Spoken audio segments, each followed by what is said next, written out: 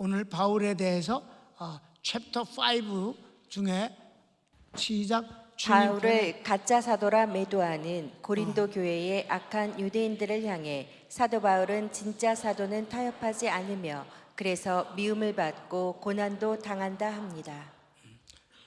그 앞부분에 있는 사도 바울 챕터 5가 뭐냐 하면 비타협 포용의 원리라는 그의 신앙의 가치관입니다. 시작. 주님 편에 선 사도 바울의 비타협 포용의 원리. 비타협 포용의 원리다. 그건 아주 이것을 자기가 나는 비타협 포용의 원리로 산다 이렇게 말한 적은 없어요. 여러분 담임 목사가 사도 바울을 연구하다 보니까 비타협 포용의 원리의 사람이라고 결론을 내릴 수 있었다는 것 뿐이지요. 그래서 그 비타협 포용의 원리를 그의 가치관으로 삼았기 때문에 이러한 모습으로 그가 드러났다는 걸 지금까지 공부한 거예요. 그 중에 마지막 시간에 비타협 포용의 원리 가운데서 오늘 하는 것이 마지막인데 그게 뭐냐 하면 조금 아까 제목을 읽었잖아요. 그죠? 다시 한번 제목을 읽읍시다. 시작. 바울을 가짜 사도라 매도하는 고린도 교회의 악한 유대인들을 향해 사도 바울은 진짜 사도는 타협하지 않으며 그래서 미움을 받고 고난도 당한다 합니다. 그거에 대해서 비타협 포용의 원리의 사람으로서 고난을 당할 때 어떤 모습인가 하는 것입니다. 가짜는 절대 고난을 사양합니다. 진짜만 고난을 아무렇지 않게 받아들이는 거예요. 자, 1번 봅시다. 거짓 사도들은 자신들이 전통적인 유대인임을 내세웁니다. 여기에 대해 사도 바울이 나도 그렇다고 응수합니다. 가짜들은 자기들이 유대인이다. 유대인 가운데서도 자기네들은 파리시 유대인 중에 유대인이다 이런 식으로 떠들어대요. 그래서 전통적으로 자기 신분을 멋지게 만들어냅니다. 고린도후서 11장 22절을 읽어봅시다. 그들이 히브리인이냐 나도 그러하며 그들이 이스라엘인이냐 나도 그러하며 그들이 아브라함의 후손이냐 나도 그러하며. 아멘. 바울이 나도 그렇다. 자, 빌립보서 3장에 보면 바울은 자기가 얼마나 철저한 유대인이었는가를 바리새인이었는가를 율법주의자였는가를 이렇게 말합니다. 시작. 나는 8일 만에 할례를 받고 이스라엘 족속이요 베냐민 지파요 히브리인 중에 히브리인이요 율법으로는 바리새인이요. 그렇습니다. 너희들보다 더 철저한 유대인이다. 그렇게까지 했어요. 2번. 바울을 가짜 사도라 하는 자들은 스스로를 그리스도의 일꾼이요 지도자라 합니다. 바울은 예수님이 사도로 세우셨습니다. 자, 여기서 구분이 되는 건 그들은 스스로를 사도라고 말하고 스스로 지도자라고 스스로를 말하는데 바울은 사도가 된 게 주님이 시켜서 된 거예요. 그게 다른 것입니다. 그들이 나 사도야 이렇게 떠드는데 거기에 대해서 바울은 뭐라고 그러는가? 고린도후서 11장 23절 봅시다. 그들이 그리스도의 일꾼이냐 정신없는 말을 하거니와 나는 더욱 그러하도다. 난 더욱 그래. 너희들이 그리스도에서 일꾼이야? 나 그래. 갈라디아서 1장 1절 보면 사람들에게서 난 것도 아니요 사람으로 말미암은 것도 아니요 오직 예수 그리스도와 그를 죽은 자 가운데서 살리신 하나님 아버지로 말미암아 사도된 바울은. 이렇게 확실하게 했다. 나 스스로도 아니고 사람들에 의해서 추앙을 받아갖고 사도된 거 아니야. 예수 그리스도로 말미암아 그리고 예수 그리스도를 우리에게 보내주신 하나님으로 말미암아 난 사도가 됐다. 한 군데만 더 봅시다. 로마서 1장 1절 시작. 예수 그리스도의 종 바울은 사도로 부르심을 받아 하나님의 복음을 위하여 택정함을 입었으니. 그렇다. 이렇게 나는 내가 사도된 건 하나님의 뜻으로 말미암아 하나님과 예수님을 통해서 사도가 되었다는 거예요. 너희들은 스스로 사도라고 스스로를 지칭하고 떠들고 그러지만 그럼 3번을 봅시다. 거짓 사도들은 말로써 분쟁을 일으키고 바울의 사도성을 가짜로 만들어 바울이 전한 복음을 무효화하려 하지만 사도 바울은 복음과 능력으로 예수님을 증거합니다. 그들의 행태를 보면 알 수 있다. 그들은 짓거려 갖고 계속 짓거려서 분쟁만 일으켜요. 분리시킨다고 내분을 일으켜요. 내 쪽으로 칼질을 해. 적을 향해서 싸우는 게 아니라. 그게 바로 가짜의 특징인데, 바울은 두말할 것도 없는 얘기, 길게 얘기할게. 뭐 있겠어? 성경을 읽읍시다. 고린도후서 11장 4절. 만일 누가 가서 우리가 전파하지 아니한 다른 예수를 전파하거나 혹은 너희가 받지 아니한 다른 영을 받게 하거나 혹은 너희가 받지 아니한 다른 복음을 받게 할 때에는 너희가 잘 용납하는구나. 잘 용납해. 잘 용납해. 구대기들은 잘 받아들여. 가짜를. 정말 형편없는 거라도 잘 받아들여. 그럼 그놈들은 어떤 놈들인데? 시작. 그런 사람들은 거짓 사도요 속이는 일꾼이니 자기를 그리스도의 사도로 가장하는 자들이니라. 아멘. 가짜인데 가짜 말을 너무 잘 듣는다. 지옥으로 가는 문은 넓어서 글로 가는 자들이 많다. 그럼 자, 고린도후서 10장 4절 5절을 한번 봅시다. 우리의 싸우는 무기는 육신에 속한 것이 아니요 오직 어떤 견고한 진도 무너뜨리는 하나님의 능력이라. 모든 이론을 무너뜨리며 하나님 아는 것을 대적하여 높아진 것을 다 무너뜨리고 모든 생각을 사로잡아 그리스도에게 복종하게 하니. 아멘. 진짜 사도는 복음을 사랑하고 아껴서 복음을 무기로 삼아서 거짓을 부셔버리는 일이다. 싸워야 되는 것이다. 가만히 있는 자면 승리도 없습니다. 고린도서 12장 12절 시작. 사도의 표가 된 것은 내가 너희 가운데서 모든 참음과 표적과 기사와 능력을 행한 것이라. 이건 하나님이 하실 일이에요. 사람이 하나님 편에서 그렇게 싸울 각오가 돼 있으면 하나님은 그에게서 표적으로 기적과 역사를 능력을 행사하게 하신다. 하나님이 한편된 것으로 그를 도우시는 표적이 되는 것입니다. 가짜는 거짓말만 해. 말로써 모든 걸 해. 말로 시작해서 말로 끝나고, 근데 그것이 전부 거짓말이야. 아무 열매가 없어. 진짜는 진리를 말하고 열매가 있는 것이고. 4번. 진짜 사도와 거짓 사도의 분별의 자리가 있습니다. 고난입니다. 가짜는 이익을 위해 일함으로 고난을 결단코 거절하지만 진짜 사도는 주님의 뜻을 위해 타협하지 않으므로 고난을 두려워하지 않습니다. 그렇습니다. 그러니까 가짜냐 진짜냐를 분비하려면 간단합니다. 아주 간단합니다. 고난을 받아들이느냐 아니면 거절하느냐. 가짜는 절대 안 받지. 진짜는 복음을 위해서 생명 바치니까 고난을 아무렇지도 않게 여기는 거지. 그러니까 진짜 가짜 간단하다. 고난을 어떻게 받아들이느냐는 모습을 보면 그렇다 이거죠. 가짜는 거짓말만 끊임없이 나불대고 있다 하는 거예요. 그래서 고린도후서 11장 23절부터 27절까지 보면 사도 바울이 얼마나 이 복음을 전하면서 고난을 많이 당했는가를 고백합니다.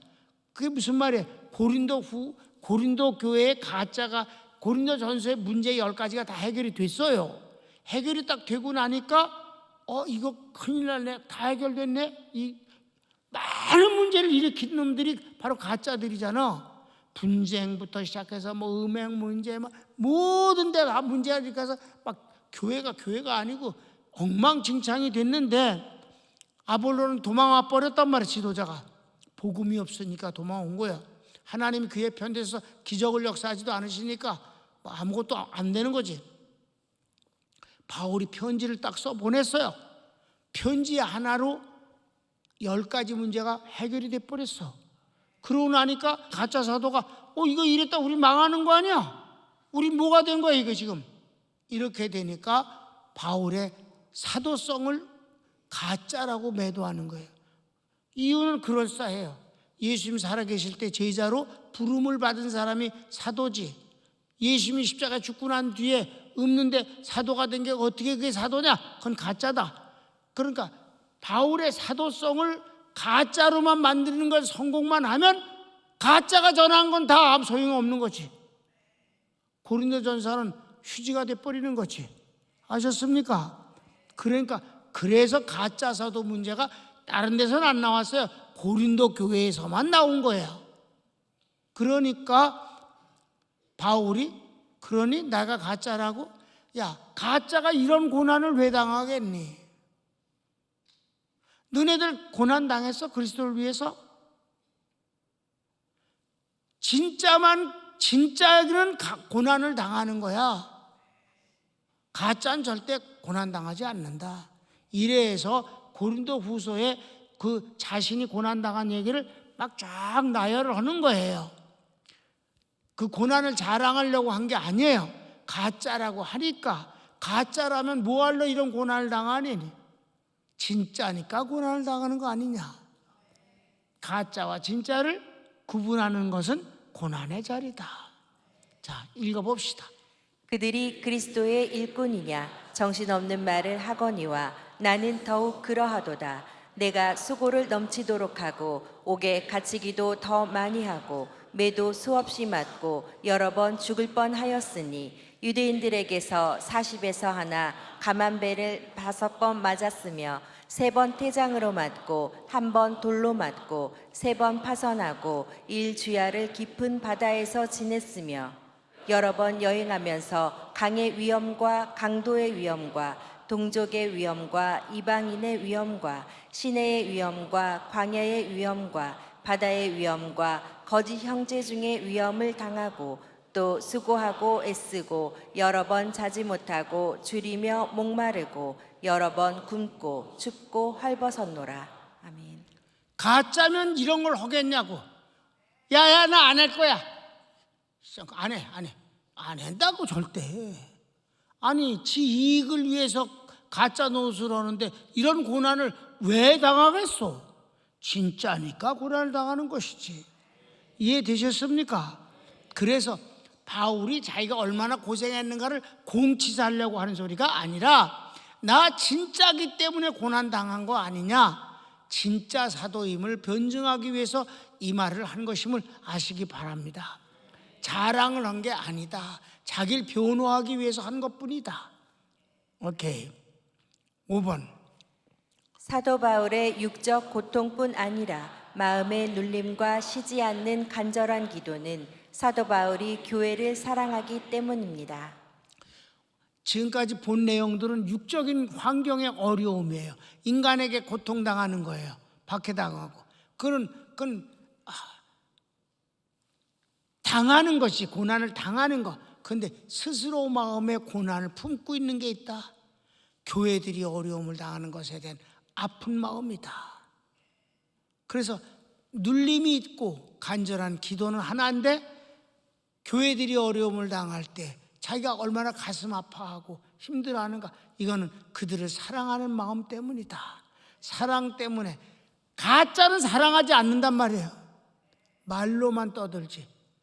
진짜 사도의 마지막 분명한 건 사랑입니다.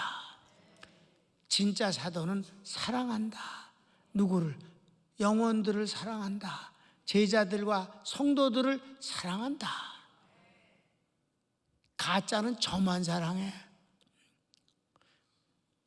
성경을 한번 읽을까요? 이 외의 일은 고사하고 아직도 날마다 내 속에 눌리는 일이 있으니 곧 모든 교회를 위하여 염려하는 것이라. 아멘. 왜 염려라고 해서 사랑하기 때문이지. 그러니까 진짜 사도의 가장 특징은 사랑이다. 교회를 사랑하는 그 사랑하는 마음이 진짜다.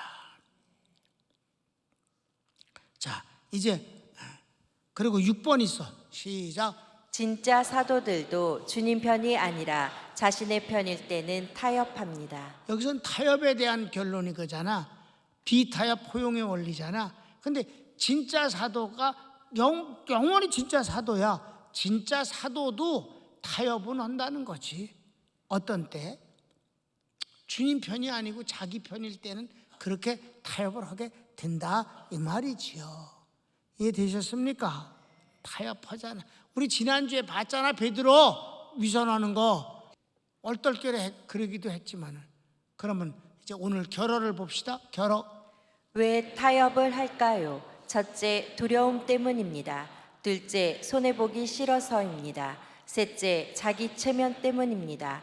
모두 주님 편이 아닌 자기 편일 때 나타나는 현상입니다. 주님 편에 서면 이런 것들은 아무것도 아닙니다. 아멘. 왜 타협을 할까? 환경이 두려워서 그래요. 두려워. 별것도 아닌데 떨어. 두려움. 별것도 아닌데 겁을 더럭더럭 먹지. 두려움 때문에 타협을 하는 거지.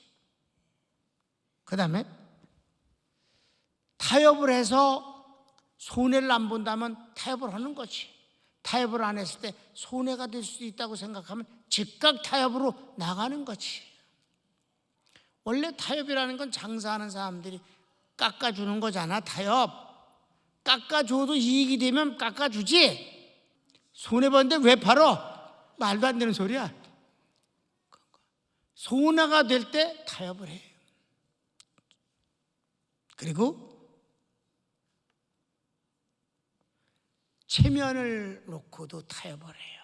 체면이 손상된다고 생각. 체면이 뭐 얼굴이야. 참 잘나지도 못한 얼굴, 병신같이 생긴 얼굴인데 그런 얼굴 갖고 자기 얼굴 체면을 생각해서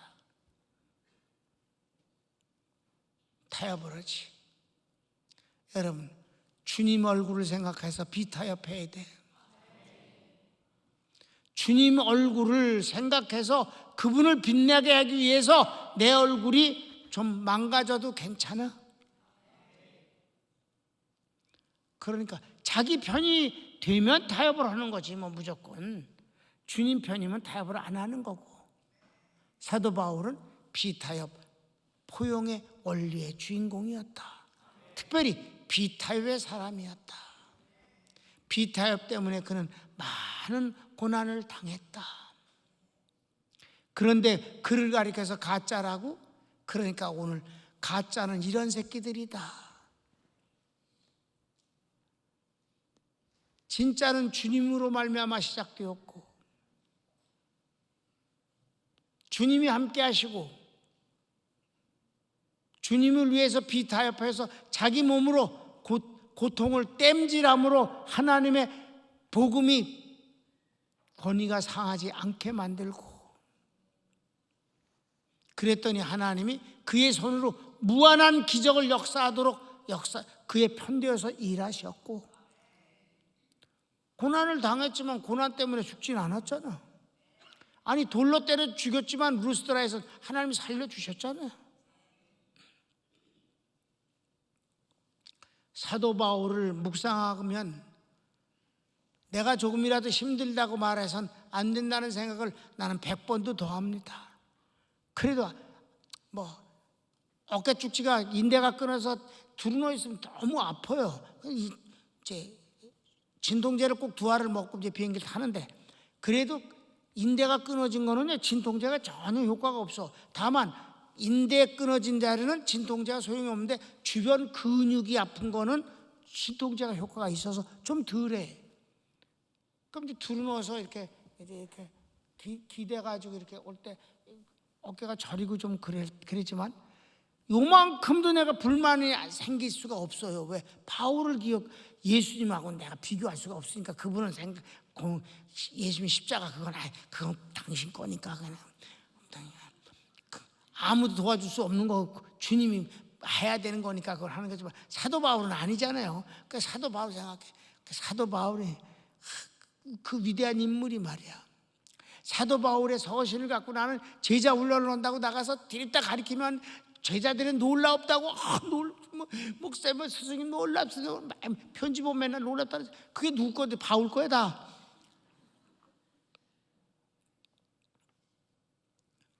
바울은 뭐 그때 세계를 돌아다닐 때 그 멀미하는 배나 타고 다니고 말이나 타고 다니고 막 똥구녕이 다 해졌을 거야. 한 말 타고 그 오랫동안 다니고 그까지 나 뭐 어깨 좀 아픈 거 그래도 딱 누워서 오는데 뭐 그러니까 조금이라도 뭐 어쩌고 그런 말을 하나님 이러실까 봐 그만둘래? 그러실까 봐 조금이라도 뭐라 그러면 너 그럼 쉴래? 아니요 그건 절대 아니 뭐 아무렇지도 않아요. 어깨가 조금 불편할 뿐이에요. 아무렇지도 않아요. 괜찮아요 괜찮아. 아이 사도 바울은 맨날 두드려 맞았는데요 뭐 난 그래도 돌로 맞은 적도 없고 뭐 괜찮아요.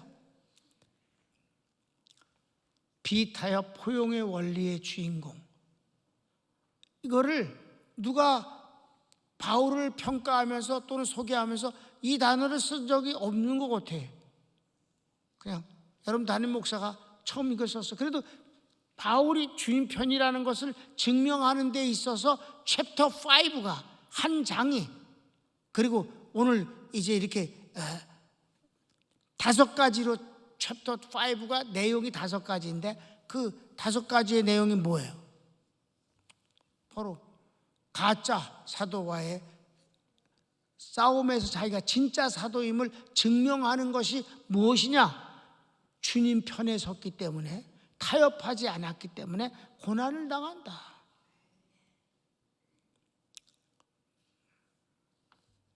여러분, 우리가 하나님의 말씀을 그대로 믿는 게 옳습니다. 거기다가 화장질을 하고 근사한 말을 섞어갖고 비빔밥을, 그래서 전혀 다른 음식을 만들어서 먹이는 일은 더러운 짓입니다. 그냥 사도 바울의 비타의 포용의 원리는 그대로 우리가 공부하면 되는 겁니다.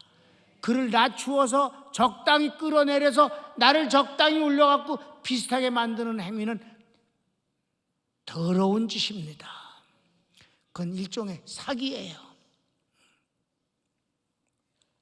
우리는 이렇게 주님과 한편된 사이의 사람들을 공부하는데 이제 챕터 6가 있는데, 챕터 6는 뭐냐 하면 주님과 한편된 바울도 실수할 때가 있었습니다.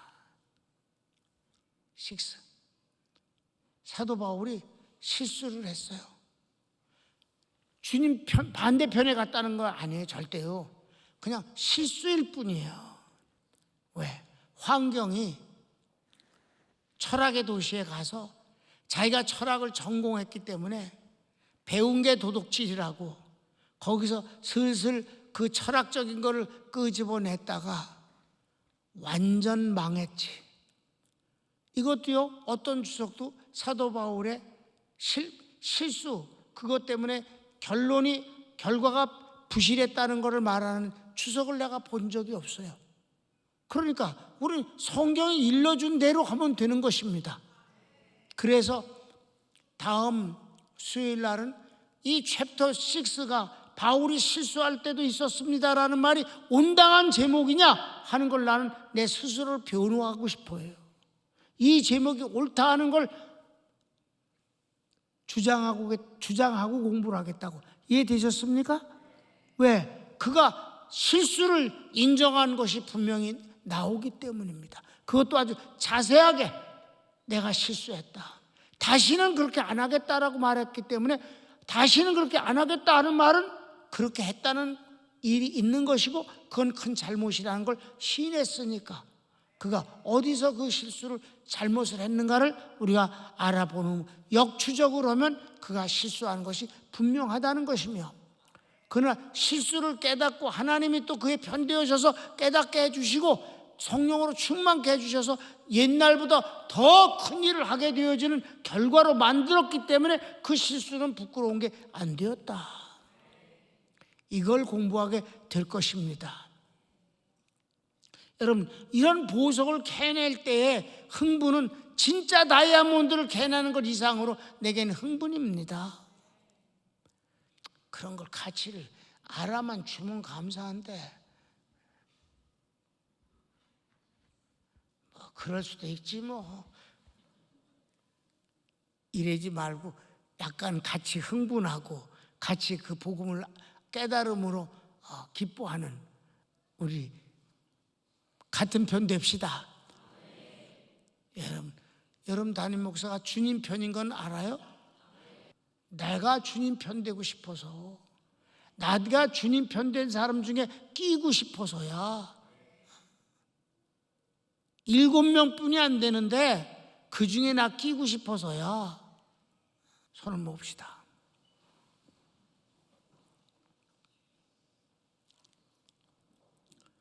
사랑하는 여러분, 우리가 누구하고 가까우냐가 참 중요하지 않습니까?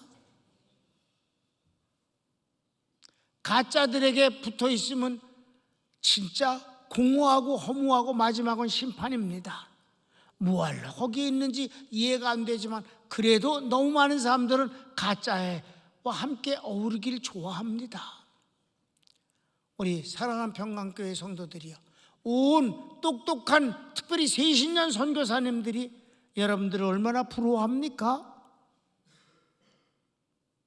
우리는 축복을 받았습니다. 다른 건 다 잊어먹어도 팬데믹을 하나님이 유월시켜 주신 것을 잊지 맙시다. 주님이 종에게 분명히 지시하신 것이 있습니다. 당연히 여기게 하지 말라. 되뇌이고 곱씹고 또 감사하고 또 감격하고 또 놀라워하고 또 자랑합시다. 다 같이 주여 한번 부르기도 합니다. 주여. 사랑.